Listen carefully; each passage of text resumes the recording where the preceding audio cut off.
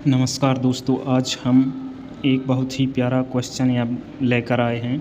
मांग की कीमत लोच, इसको इंग्लिश में प्राइस इलास्टिसिटी ऑफ डिमांड कहते हैं। यह प्रश्न अधिकांश कंपटीशन एग्ज़ाम में और ख़ास तौर पर कक्षा 12वीं में जिन भी बच्चों का विषय अर्थशास्त्र है उन सभी बच्चों के लिए यह प्रश्न अति महत्वपूर्ण है। तो चलिए हम सबसे पहले इसकी परिभाषा को जान लेते हैं।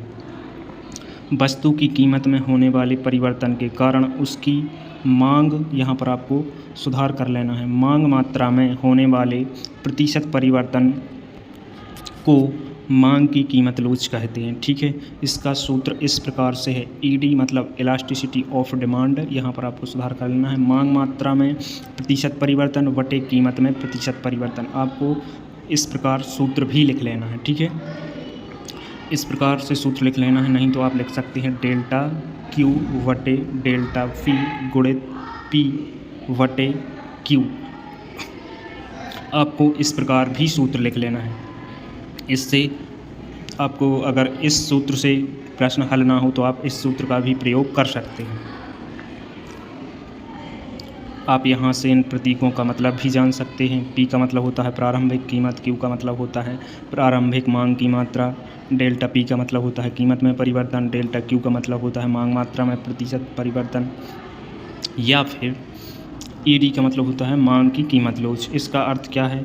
यह मापता है कि किसी वस्तु की मांग उसके मूल्य में परिवर्तन के प्रति कितना या कितनी संवेदनशील है। ठीक है, मांग की कीमत लोच बच्चों मूल्य निर्धारण में सहायक होती है, कर लगाने के प्रभाव का अनुमान लगाने में सहायक होती है, व्यापार उत्पादन निर्णय में सहायक होती है, राजस्व में परिवर्तन को समझने में मदद मिलती है या सहायक होती है। ठीक है, हमने यह आपको पहले ही करा दिए हैं। मांग की कीमत लोच के प्रकार पहले ही हम पढ़ चुके हैं, लेकिन आप अगर देखना चाहें तो आप एक बार फिर से यहाँ से रीड कर सकते हैं या नोट कर सकते हैं।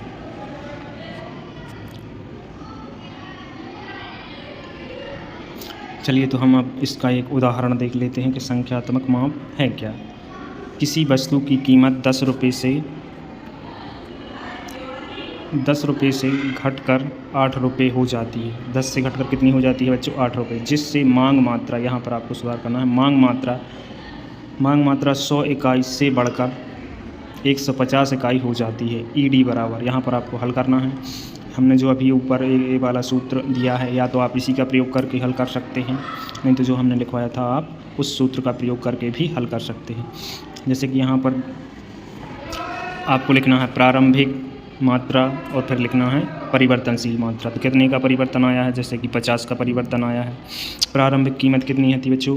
10 रुपये थी। कीमत घटकर कितनी हो गई? 8 रुपये हो गई। तो कितने का परिवर्तन आया? -2 का परिवर्तन आया। ठीक है, अब आपको इस प्रकार से लिख लेना है। डायरेक्ट आप यहाँ से भी काट सकते हैं, और नहीं तो जो हमने सूत्र लिखवाया था डेल्टा क्यू वटे डेल्टा पी गुणित पी वटे क्यू, इसका भी प्रयोग कर सकते हैं। ठीक है, चलिए तो जो हमने अभी सूत्र लिखवाया है हम इसका प्रयोग करके इस प्रश्न का या इस उदाहरण का हल जान लेते हैं। चलिए बच्चे बताइए, क्वांटिटी यानी कि मात्रा में कितने का परिवर्तन आया है? 50 का परिवर्तन आया है। और कीमत में कितने का आया है? -2 का। गुणित प्रारंभिक कीमत कितनी थी बच्चों? 10 रुपये, और प्रारंभिक जो मात्रा थी वो कितनी थी? 100। ठीक है, अब इसका हम गुणा करते हैं तो यहाँ पर कितना आ जाएगा? 50 × 10 यानी कि 500। ठीक है, यहाँ पर हम यानी कि यहाँ पर 100 थे, यानी कितने आ गए हैं? 500। यहाँ पर अपन ने 50 × 10 किए तो आ गए हैं 500। अब नीचे करते हैं तो कितना आ जाएगा? यहाँ पर आ जाएगा 200, वो भी किसका? माइनस का 200। ठीक है, अब हम इसका भाग देते हैं तो 2 दूनी कितने होते हैं? 4, यानी 200 कितने होते हैं? 400। कितनी बार दुनिया पड़ी है? 2 बार पड़ी है। ठीक है, अब यहाँ कितने बचेंगे? यहाँ बचेंगे बच्चों 100। यहाँ 400 चलेंगे तो कितने बचेंगे? 100। ठीक है, अब 200 का भाग 100 में नहीं जा रहा है तो हम एक शून्य और लगा देंगे। यहाँ पर हम क्या लगाएंगे? दशमलव। यहाँ पर अपने कितने आ गए हैं? 2।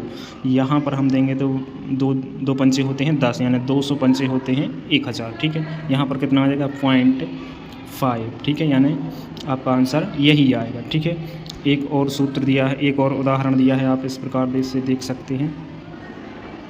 यहाँ से जो सूत्र हमने लिखवाया है बस आपको उसी सूत्र का प्रयोग करना है, डेल्टा क्यू वटे डेल्टा पी गुणित पी वटे क्यू। ठीक है, यानी कि प्रारंभिक कीमत, प्रारंभिक क्वांटिटी, मात्रा में परिवर्तन और कीमत में परिवर्तन आपको इस सूत्र के अनुसार जमाना है और आप इस प्रकार से इस प्रश्न का भी हल निकाल लेंगे। ठीक है, जैसे कि यहाँ पर और भी दिए हैं नोट करके, तो आप इसको भी देख सकते हैं, नहीं तो आप सीधा निष्कर्ष को देखें। निष्कर्ष में हमें दिया है मांग की कीमत लोच यह बताती है कि उपभोक्ता किसी